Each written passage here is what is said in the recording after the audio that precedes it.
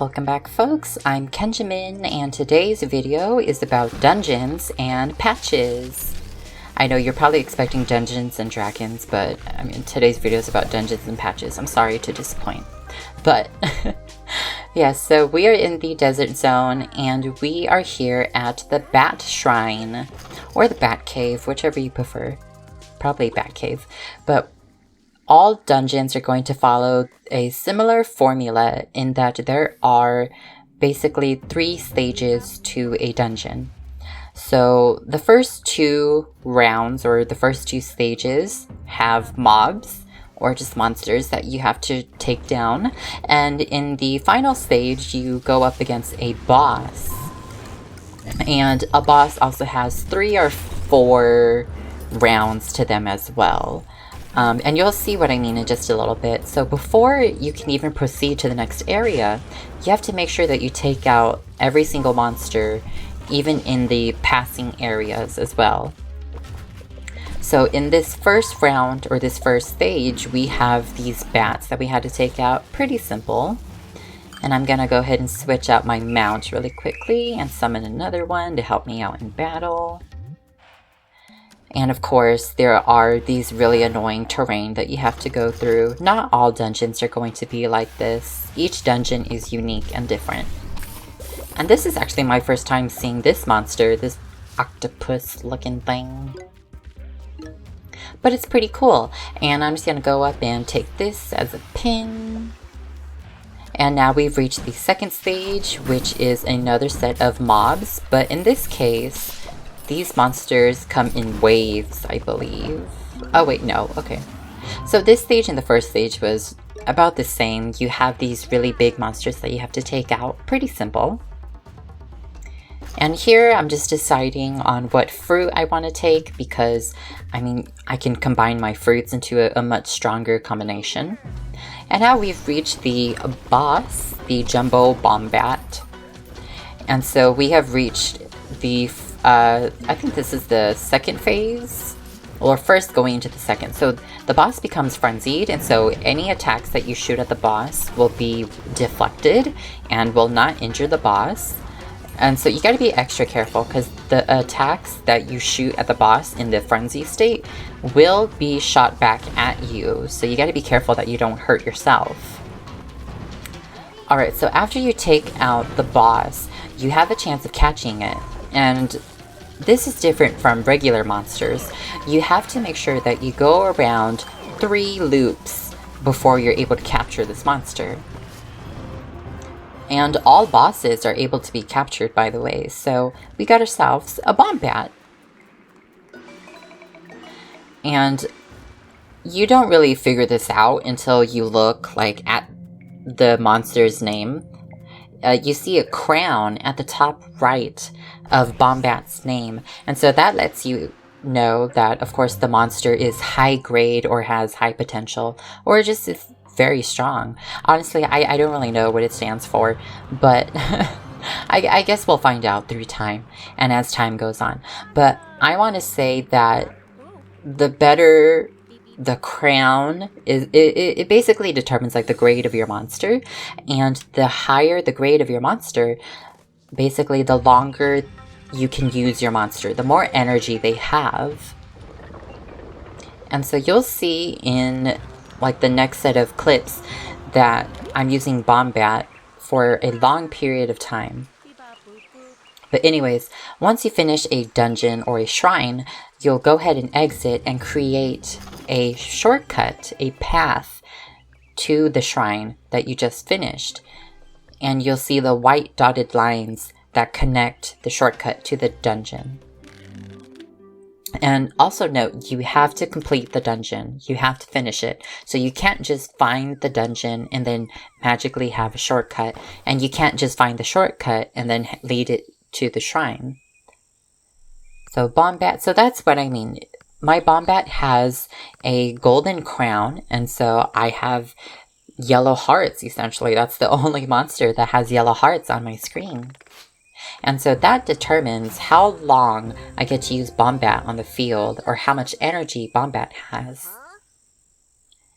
And so after we complete our first dungeon, this cool little cutscene happens. That's right. A storm comes, but it leaves almost as fast as it comes. So once we get back out there, you'll see that there is a missing patch out here, and these just happen randomly. And you'll see in just a little bit. We have to, of course, patch up that gap in this set of patches. And the way we do that is we have to find... Oh, I'm sorry, I'm just reading the text. Yeah, so we have to repair it. We have to go take a pin and put a pin down. And so what that'll do is we'll get certain buffs, like we'll get increases to our stats. And sometimes these pins will even help us in battle, and you'll see that later on as well. So this pin that I put down, it didn't give me anything special, but it did give me bravery, which increases my monster's defense. So later on, you'll see that I'll use some patches that actually give you some help in battle. And so some patches will actually attack monsters or repel them or give them status ailments. Alright, and we have reached the Spider Shrine, and this one is in the hills, I believe? Yes, so we are here, and I'm using Bombat, in case I forgot to mention that. And I've been using Bombat ever since I left the base. And we have reached the first stage of the Spider Shrine, and so of course we're going up against spiders. Just a bat going up against spiders. That's pretty natural, I think. Yeah, so after each stage, you also get to collect a patch. And so what I like to do is I collect... I like to collect the things that would damage you, so at least that way you can clear the path and make it a little easier for yourself to, you know, collect cool patches. Or pins. Sorry, I'm confusing terminology. Yeah, so unfortunately, you don't get to collect a pin for when you reach the next stage because you have to use or collect a pin before you even reach the next stage. And see, I made the mistake of fusing my fruit to make a much stronger, like, type of shot, when what I should have done is use each of my fruits until they were almost gone and then fuse them at the last minute, so then I could maximize my damage output and maximize the amount of fruit energy that I have. And you know what? I'm actually forgetting to use my skills for Bombat because my energy is going down a lot faster than I thought it would. But, I mean, Bombat made it this far, from the base to the Spider Shrine. I think that's awesome. So we've reached the Jumbo Tarantula, or Triantula? Triantula. I don't know. How would you all say this name? Jumbo Tarantula? Alright, so thankfully, Bombat has the speedy buff on, and so we're a lot faster, and that makes this a lot easier. But these little spiders are so annoying. Oh my gosh. I'm almost certain we have to beat the small spiders to beat this sequence. Okay, yes, so now the spider Triantula is frenzied. Oh, I'm surprised we were able to evade that. Okay. Oh, I was so scared up until the last point. I was up in the corner. Oh, gotta be careful. All these spider shots, and we did it! Awesome, awesome. So, I think I'm just speculating, but all of the bosses at the end of the shrine are all golden crowned, so that means that they come with max potential already. I don't know if there are any other monsters with more potential than that, but I'll take what I can get.